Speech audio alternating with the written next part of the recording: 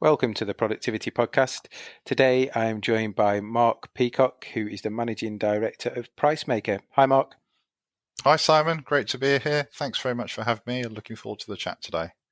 I'm fascinated by this one. We kind of met, didn't we, earlier this year at Nottingham Trent Uni when we were both asked to do a session and speak. And I was fascinated by your session. Not something I've ever been directly involved in from my days in retail in terms of setting prices, but clearly in our business, in terms of consultancy and professional services, we have to do that. But even for those listening today that aren't actually involved in setting the price, I think this is going to be a fascinating insight into the world of pricing. Clearly, we're in a tough economic environment where things are spiraling upwards. But before we dive into the detail, Mark, let's find out a bit more about you. So do you want to tell us a bit about yourself, your kind of career background, how you got to be Managing Director at Pricemaker?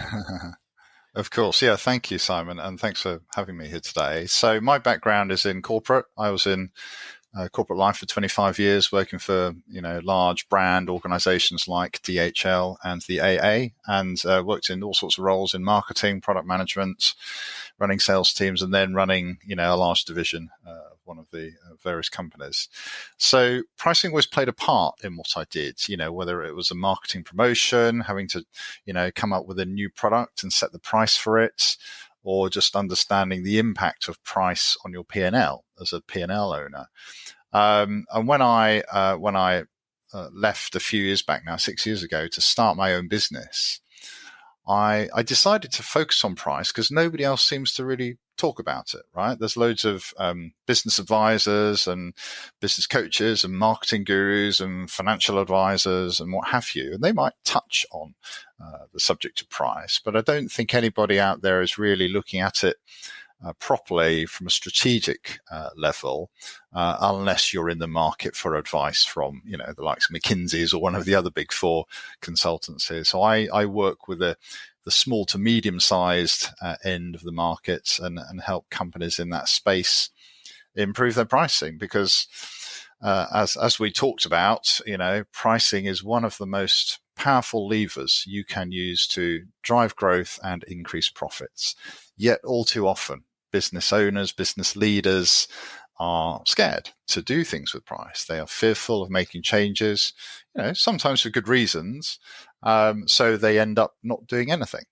And what I like to try and show people is that there are lots of different ways to think about price, and there's usually always a better way to think about applying your pricing than you're currently doing today. So hopefully I can share a few ideas today with your listeners to help them with with that thinking.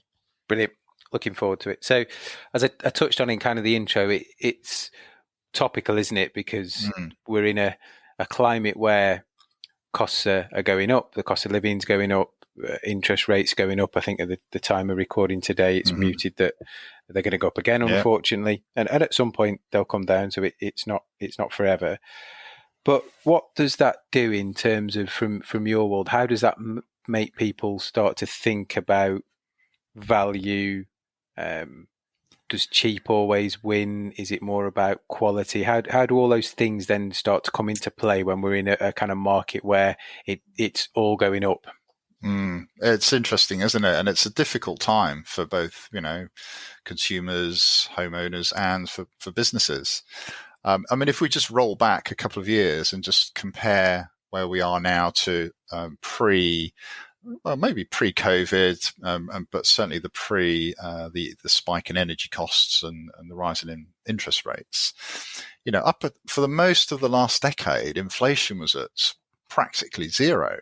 And we just got used as businesses to not thinking about price too much and not really doing much with it. So I think we got stuck in our ways in terms of, managing price and, maybe increasing it once a year for inflation, but not really giving it the attention it deserves.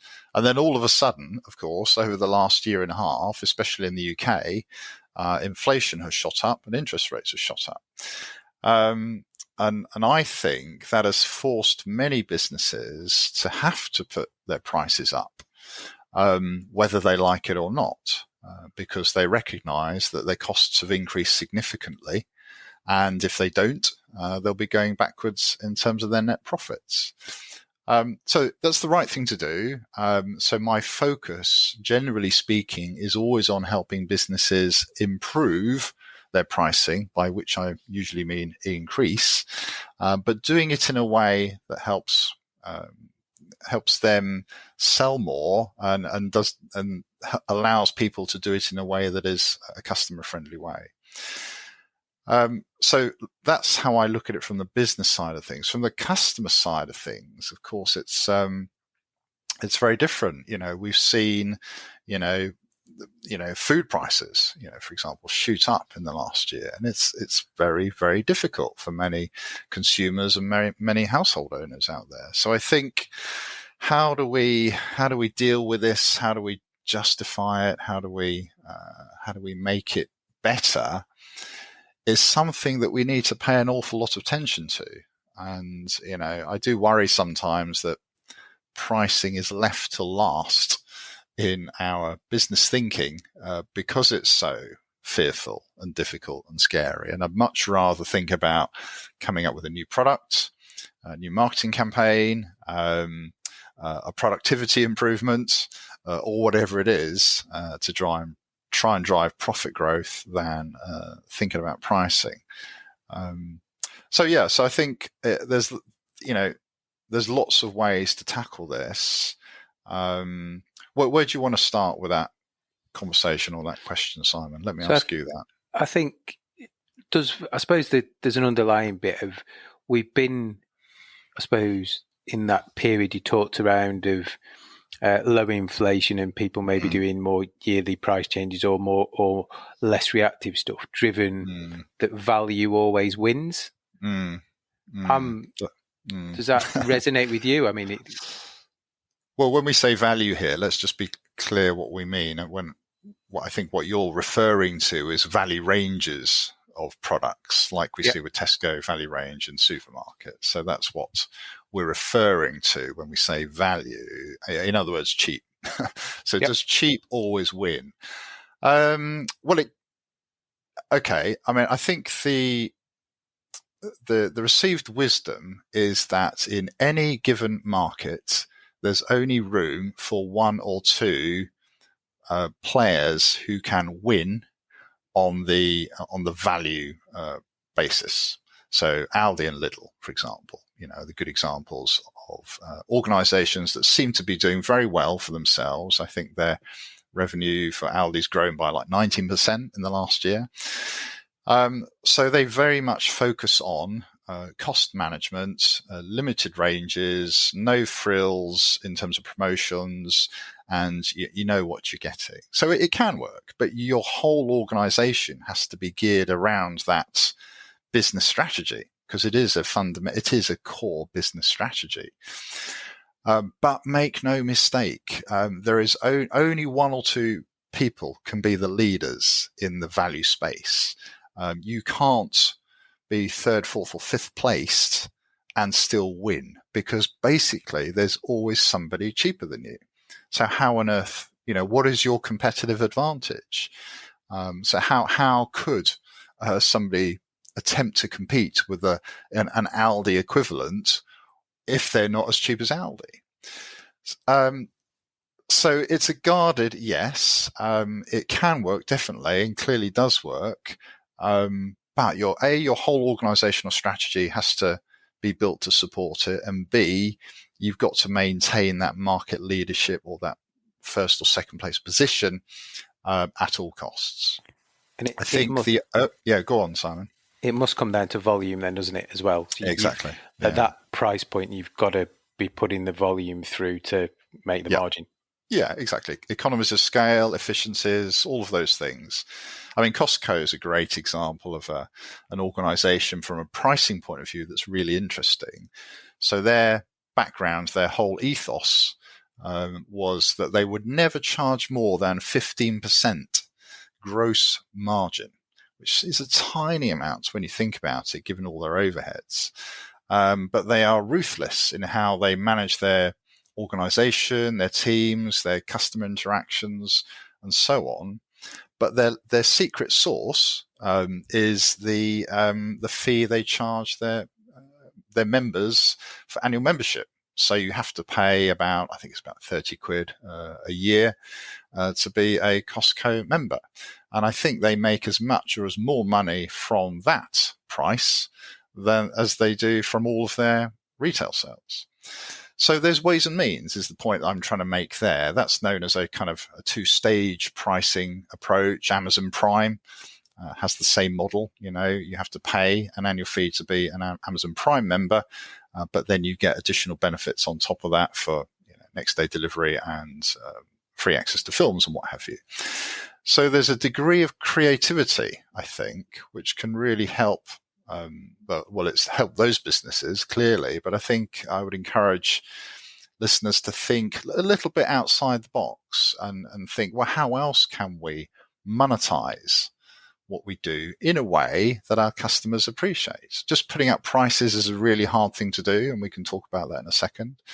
But thinking slightly more creatively about how we price and how we charge there's often some nuggets or some great ways that we can find to make a difference. And you talked there about kind of prices rising. Everybody in retail is always keen to tell you that prices have come down, something's on offer, something's on sale. I'm sure everybody listening has experienced, even if you just take your local supermarket, walking around and thinking, oh, pasta's gone up, oh, trifles have gone up, oh, pizzas have gone up. And clearly they're not going to shout about that and tell us. So that must take some difficult decisions to understand whether I'm going to increase that price by 10%, 20%, 50%. So how do you find creative ways to increase price? Yeah. So a simple example that we see a lot in retail and particularly supermarkets is obviously offering a discount off a higher price. So for a tub of butter was £1 or £1.20, and we want to charge £1.30, and so we say, well, the headline price is now £1.50, and there's a 20p reduction, and that's how it gets marketed. Obviously, you need to make sure that there are certain regulations around that, so the product needs to have been on sale at the headline price for at least 30 days prior to the promotion. So you can't just make stuff up. You've got to follow the rules on this. But the point there is this is about the psychology of how, as consumers, we like to buy things. So as consumers, and then I include myself in that. So even as a pricing consultant, and I know a lot of these tricks, as a shopper, we still get, we still allow ourselves to be influenced by these tactics. So for example, the idea of presenting a high price anchor, a headline price for a product, and then offering a slightly cheaper price through a discount or a promotion is a very effective tactic of encouraging people to buy the product, because we then have to think about how do people make buying decisions. And when it comes to price, so let's assume somebody wants the product, but when it comes to price, how are they judging the value of the price that you're presenting to them? If you just show them one number, £1.20 or £1.30 or whatever the number is, what do they compare that number to? They might compare it, if their memory is good, to the last time they bought the product and think, oh, it's the same or it's increased. They might compare it to other things on the shelf or in the store. They might compare it to something else that's comparable in their mind. So they're looking for a reference price to judge the value of the product you're offering. So you can influence that decision by creating your own reference price, which is the headline figure, the standard retail price that it would have been if without the discount. So just tapping into an understanding of the psychology of pricing and behavioral economics is a really powerful mechanism. And once you get your head around it, it's not that difficult to understand and apply.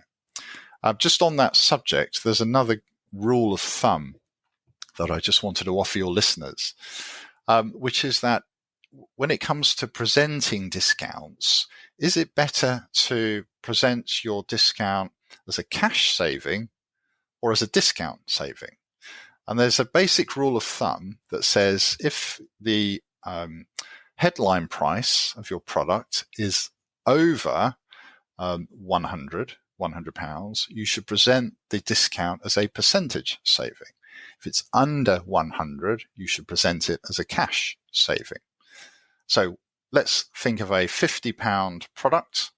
We want to discount it by 20%, so the discount saving is £10. So in that scenario, you're better off presenting the saving as the 20% discount, because as a shopper, as a buyer, we see that the number 20 is bigger than the number 10. If you think about a £500 product where we want to offer a 20% discount, giving a £100 saving, it's better to offer or to promote the cash saving, i.e. £100, because 100 is bigger than 20. So in our minds, the perceived magnitude of those digits for the £100 saving is greater than the the 20% discount number. So there's this whole world out there of an understanding of the psychology of buying. There's some great books I could reference for your listeners on that. And there's loads of little tricks that you can pick up on.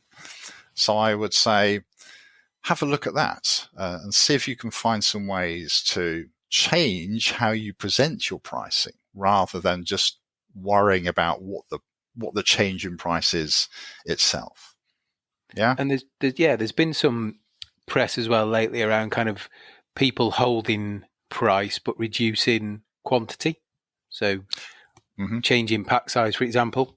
Yep. Shrinkflation, as it's called. Okay. I didn't know it had a name, but there you go. Yep. So you shrink the size of the item in the package, but the price stays the same. So I don't know, a Mars bar was 80 grams and it's £1, and it's now 60 grams and it's £1. So you saved 20% of your unit cost. So your profit margin will have increased. And am I a fan of this? Well, I think it's okay. I think as consumers, we've come to accept it. And we might grumble a bit the next time we, take a box of tea bags off the shelf and there's only 80 bags in the box, whereas last week there was 100. But I think we've kind of come to accept it to a degree.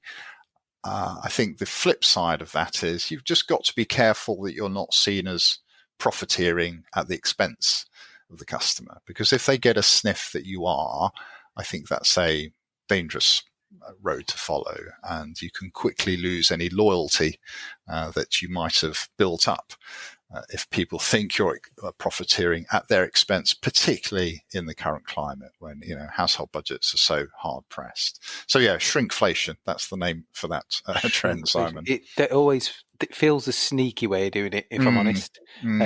Because unless you're paying particular attention to the unit pricing, so the cost per kilogram to the per single, you kind of don't really notice because the packaging stays the same. Exactly.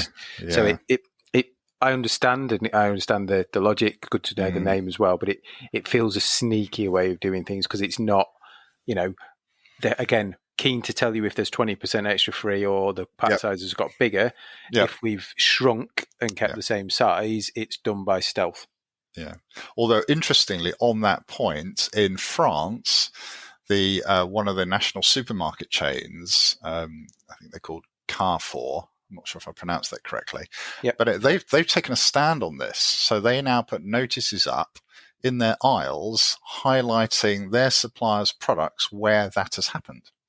So they're taking a moral stance on this. I presume in the hope that it will engender loyalty with their customers, but they're calling out suppliers who have done this to make, to take a moral stance on this and to, raise a bit of awareness about the issue. I'm not sure. I can't imagine anyone doing that in the UK, to be honest, but maybe it's a French mentality. But I liked it. I thought it was an interesting development. So we'll see how well that is received by their suppliers in the French supermarkets. Yeah, one to keep an eye on. Yeah. And we talked briefly off air around kind of the news of, I'll call it surge pricing, but there's a particular pub chain that have announced that your drinks are going to get more expensive when it's busier, which kind of, I suppose Uber do it already. If you think about train tickets, they do it already. So nothing new in our world, but clearly new in a hospitality and leisure. Well, I say hospitality. Hotel rooms get busier when it's busier. So, right, I'll tell that back. It's out there, but there seemed to generate some interesting press around that concept. Yeah, and I think this is a really interesting development because the pub market, which is where this story is based, so it's one of the national chains, so they own Slug and Lettuce and pubs like that, so fairly well-known brands. So they've taken the decision to put up their prices by up to 20p a pint at peak times, and they explain the reasons for this. So in the pubs where this is happening, there's a board up that gives all of the reasons. So it's to pay for more staff, it's to make sure the cleaning protocols are followed, and a few other reasons I can't quite remember now. But, there's 4 or 5 reasons as to why this was necessary. So I think the initial reaction, certainly from customers on social media, was pretty negative, but I actually quite like it as a pricing strategy because demand, on-peak, off-peak pricing has been around for decades, right? We're used to it when we buy a train ticket or a bus ticket. It's very common now in hotels, but it's more usually known as dynamic pricing, where, the price of a room changes based on the demand for the product. So again, as consumers, we're getting more used to that as a way of pricing. So I think as long as it's communicated clearly and transparently, and that customers and shoppers have a choice. So as long as I'm aware that it's going to cost me more when I go down to the pub on Friday night, I can choose not to go. Or I can choose somewhere else. So as long as it's done with, full transparency, I think it's probably quite a smart move. And I'd love to know what the average selling price and the average profit margin is on their pints or their takings during those peak hours than compared with off-peak. I mean, the flip side of the argument, of course, is why don't you reduce your prices when times are quiet?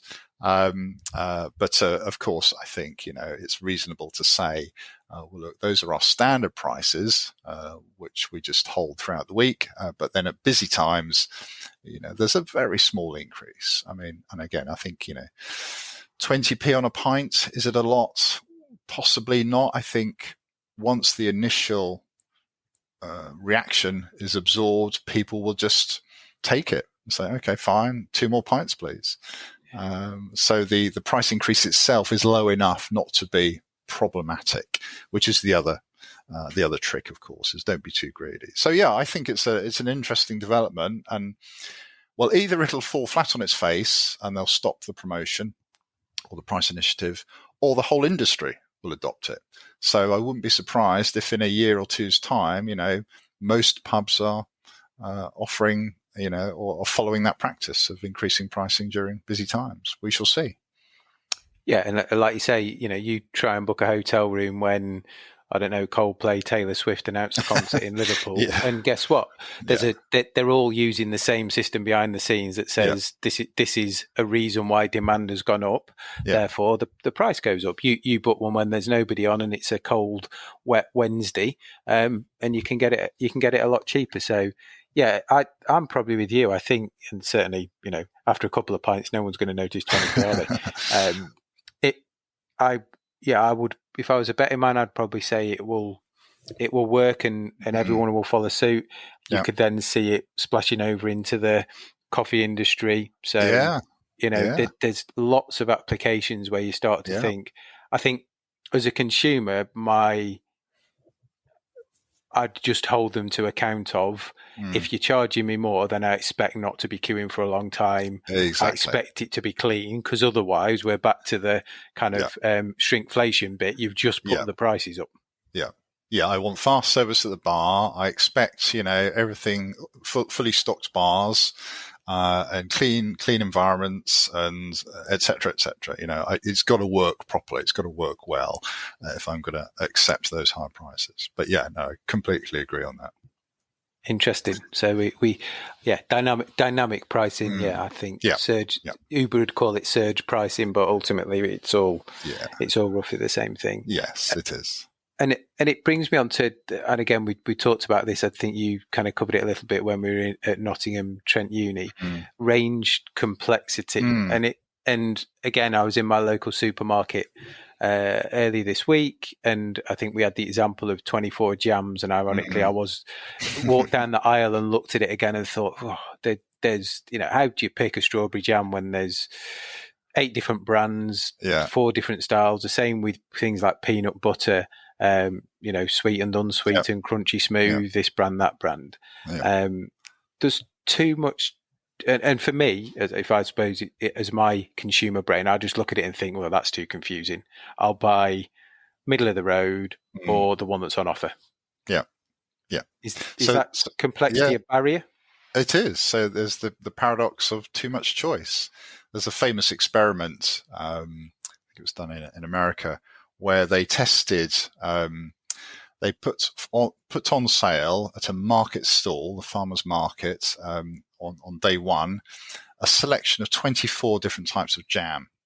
And they measured the sales and the takings at the end of the day. And then they did the same thing again the next day, but they only offered 6 varieties of jam. And they sold more on the second day. And that's because, when it comes to making a buying decision, if there's too much choice, it's really, really hard to make a decision. And we've all experienced this, right? You could be browsing on Amazon for some electrical item, and there's hundreds of them, and it's, oh my God, I can't even work out which one's the best one. So as you say, you either pick the cheapest one or kind of one in the middle of the pack. But so this doesn't really apply to supermarkets because they, have all of their category management approaches. But if you're in control of the number of products that you offer to your market, don't overdo it, right? I mean, the ideal is 3 price points: a high, a medium, and a low priced product, so that you're kind of forcing the consumer to make a faster, quicker decision. And if you can enable that to happen, they're more likely to buy the product. So I think in that jam experiment, the takings were 20% higher when they reduced the number of products and items for sale. And there was another similar experiment with a jar of cookies, but it comes to the same conclusion. If the temptation, of course, is to show all of your products in the hope that somebody will buy something. But be careful you're not putting too much stress onto the customer in terms of the buying decision you're inviting them to make, because too much choice can be counterproductive. Try and focus on, the key products, the key items in your range that are really going to be valuable and more likely to be bought, I would say. And you're kind of back to the discounter model or the Aldi middle, aren't you, of good, better, best? So an own brand, an unknown brand, and something in the middle.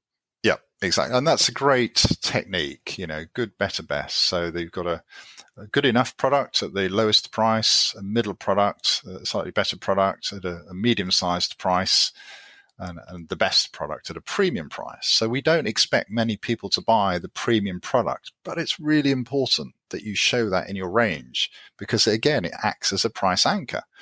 And that's how customers, that's how we all judge prices. So if I see a price, an expensive price, a £10 product, a £5 product, and a £2 product, 99% of people won't buy the £10 product. And for most people, the question is, well, which of the other two best meets my needs at a price I'm willing to pay, the £3 product or the £5 product? And most of the time, people pick the middle option because it's the least risky one. I don't want the cheapest because it's not good enough. I can't afford the most expensive, so I'm going to take the middle priced option. And that's a really, really, and that idea works pretty much in any business, whether it's retail, consulting, services, events, whatever. The kind of good, better, best approach to your product offering and your pricing can be very effective. So that's well worth looking at as well, Simon. Yeah, definitely. Yeah, I love that one. I think that for me, the three most confusing markets trying to buy insurance, mortgages, and cars, because you can read all the reviews, you can look at all the price points, and there's always something slightly better or something with, and you can go on forever and almost never commit. Exactly. I mean, they're hugely complex markets with thousands of different options. So it is very difficult. Yeah. And you end up making shortcuts as a customer. So when you're making a buying decision, you either go with a brand that somebody's recommended to you, an insurance brand, or you go with a car choice because you sat in your mate's car the other week and it was nice, or whatever. So we tend to end up using shortcuts, mental shortcuts, which are known as heuristics, to come to a decision, which aren't and that decision isn't necessarily based on completely rational logic. It's more often based on the emotional biases that we all have, which lead us to a decision that you might not otherwise have expected if you were just looking at it rationally. But that's a whole nother whole nother topic. Absolutely. So before we close, do you want to tell us about the book that you've written? Oh, yes, I will. Thank you. So I published my book earlier this year called Pricing for Success. It's got the 7-step plan for winning more customers at better prices. So it's very easy to read. There's no complicated maths or charts in there. It's very much designed with the small to medium sized business owner in mind. There's lots of examples and lots of templates and sets of questions and ideas that you can then think about using in your business. So the aim is that you get some ideas or some hints or tips from it that can help you with your business. Available on Amazon in both paperback and Kindle versions. So yeah, it's called Pricing for Success by Mark Peacock. That's me. Good. Thank you very much. So Mark's been a fantastic chat. It reminds me of some of the things we went through when you presented it at Nottingham Union. It was a fascinating kind of hour and a half listening to you. So really appreciate your time coming on. If people want to reach out to you and find out more, where's the best place for them to get in touch? Yeah, they can go to my website, which is pricemaker.co.uk. Brilliant. And we'll put a link to your LinkedIn profile on the show notes as well. Perfect. So people can connect there. Thank you. Absolute pleasure, Mark, as always. Look after yourself and we'll catch up soon. Thank you, Simon. Yep, indeed.